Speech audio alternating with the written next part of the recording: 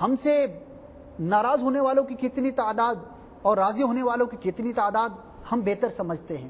کوئی سیٹھ ہے تو نہ سمجھے کہ میرے تمام ماتحت مجھ سے راضی ہیں، وہ ماتحت ہے، اس نے آپ کے پاس نوکری کرنی ہے، اس نے آپ سے سیلری حاصل کرنی ہے، اس کے مفاد آپ کے ساتھ قائم ہیں، وہ آپ کے سامنے ضروری نہیں کہ اظہار ناراضگی کریں۔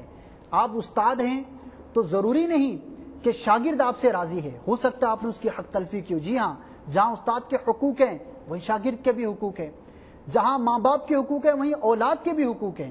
تو ماں باپ کو چاہیے کہ اولاد کے حق میں غور کرے، سیٹھ کو چاہیے کہ نوکر کے بارے میں غور کرے، کسی بڑے کو چاہیے، ہر بڑے کو چاہیے کہ چھوٹے کے بارے میں غور کرے، کہ چھوٹا تو بڑے سے معافی مانگ ہی لیتا ہے اور اس کی ناراضگی سے عام طور پر بچا کرتا ہے، لیکن ماں باپ اولاد کی دل آزاری سے کتنا بچتے ہیں، استاد شاگرد کی دل آزاری سے، سیٹھ نوکر سے، اسی طرح جو بھی بڑا ہے وہ چھوٹے سے عام طور پر عرض کر رہا ہوں اس کی ناراضگی سے کتنا بچتا ہے، یہ آپ بہتر سمجھتے ہیں۔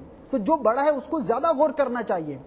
آئیے صلحوں کے فضائل آپ کی بارگاہ میں عرض کروں، انشاءاللہ عز و جل یہ فضائل سن کر ہمارا ذہن بنے گا اور شب برات آنے سے پہلے ہم انشاءاللہ صلحوں کے لیے ضرور کوشش کریں گے۔ چنانچہ ایک مقام پر صلحوں کی ترغیب دلاتے ہوئے ارشاد باری تعالی ہے، وَالصُّلْحُ خَيْرٌ وَأُحْضِرَتِ الْأَنفُسُ الشُّحَّ، ترجمہ کنز الایمان، اور صلح خوب ہے اور دل لالچ کے پھندے میں ہے۔ تو اس آیت کریمہ میں صلحوں کو خیر فرمایا گیا، خوب فرمایا گیا۔ اسی طرح میرے پیارو میٹھے اسلامی بھائیوں، اس آیت مبارکہ پر عمل اور صلحوں کروانے کی میٹھی سنت کے خوشنما رنگ سے ہمارے اسلاف رحمہم اللہ تعالیٰ کی مبارک سیرت خوب رنگین اور مزین ہے۔ یہ مبارک حضرات مسلمانوں میں صلحوں اور امن کے مدنی پھول کھلانے کے لیے بڑی سے بڑی قربانی دینے سے بھی دریغ نہ فرماتے۔ چنانچہ اس کی ایک روشن مثال ہمارے مدنی مکی سرکار صلی اللہ تعالی علیہ وسلم کے نواسہ عالی وقار، نوجوانان اہل جنت کے سردار، حلیم الطبع اور بردبار امام علی مقام حضرت سیدنا امام حسن مجتبی رضی اللہ تعالی عنہ ہیں، کہ جن کے بارے میں ہمارے پیارے پیارے رحمت والے آقا صلی اللہ تعالی علیہ وسلم نے یوں خبر غیب اثر ارشاد فرما دی تھی۔ کیا ارشاد فرمایا؟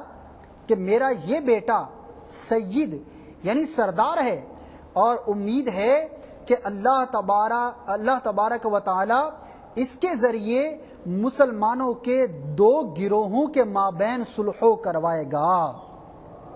چنانچہ آپ رضی اللہ تعالیٰ عنہ اپنے والد ماجد امیر المؤمنین مولا کائنات علی المرتضی شیر خدا کرم اللہ تعالی وجہ الکریم کی شہادت کے بعد 6 ماہ اور چند دن منصب خلافت پر فائز رہے، اور پھر مسلمانوں کے 2 گروہوں میں صلحوں کروانے کے لیے خلافت جیسے عظیم منصب سے دست بارداری اختیار فرمائی۔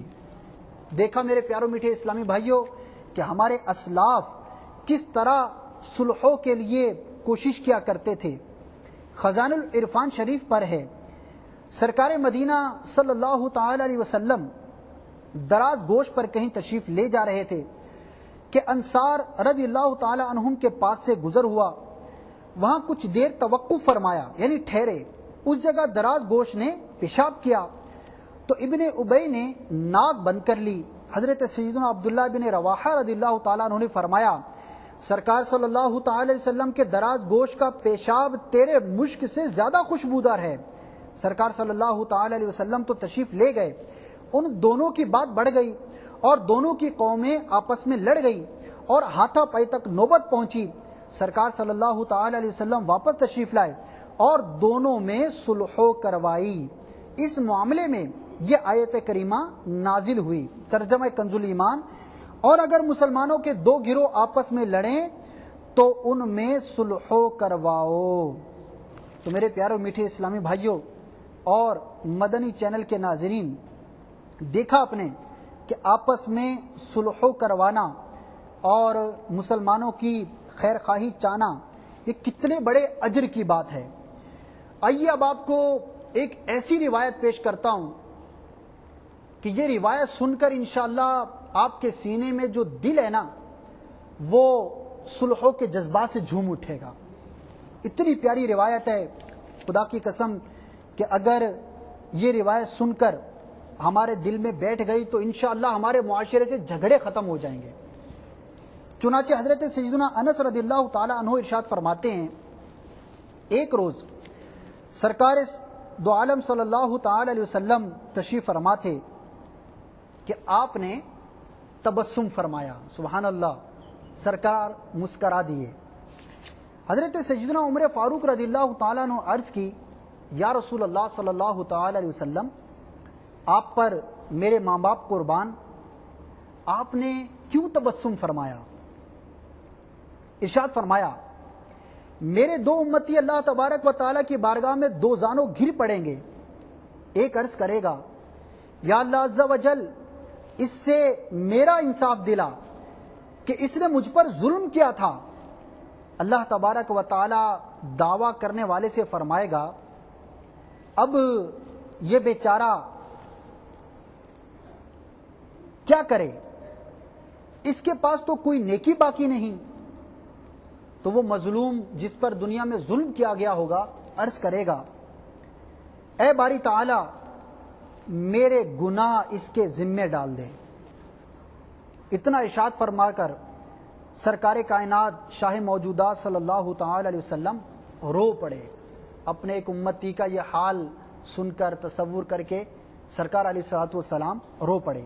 ارشاد فرمایا، وہ دن بہت عظیم دن ہوگا، کیونکہ اس وقت یعنی بروز قیامت ہر ایک اس بات کا ضرورت مند ہوگا کہ اس کا بوجھ ہلکا ہو۔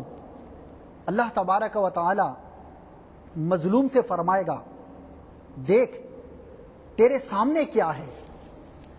وہ عرض کرے گا، اے پروردگار عز و جل، میں اپنے سامنے سونے کے بڑے شہر اور بڑے بڑے محلات دیکھ رہا ہوں جو موتیوں سے آراستہ ہیں۔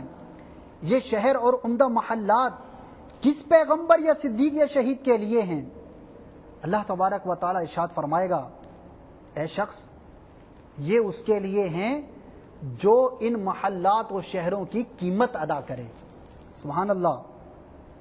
وہ عرض کرے گا، اے باری تعالی ان بڑے بڑے محلات اور شہروں کی قیمت کون ادا کر سکتا ہے؟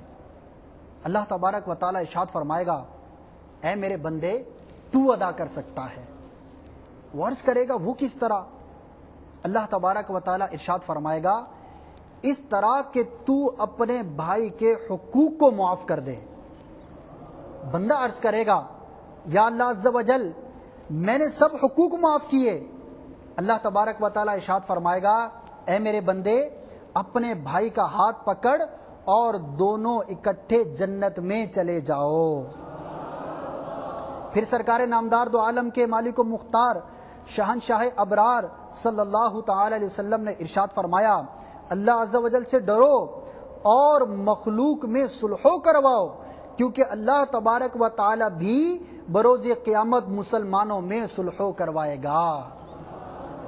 تو میرے پیارو میٹھے اسلامی بھائیوں اور مدنی چینل کے ناظرین، نیت کیجئے اور ہمت کیجئے، کوشش کیجئے، شب برات آنے سے پہلے پہلے اگر کسی کا حق آپ پر آتا ہے، آپ جانتے ہیں، ادا کر دیجئے، یا ادا کرنے پر آپ فی الحال اگر آپ کے لیے ممکن نہیں تو اس سے مہلت طلب کر لیجئے، کسی بھی طرح سے اس کو راضی کر لیجئے، آپس میں ایک دوسرے سے معافی تلافی کر لیجئے۔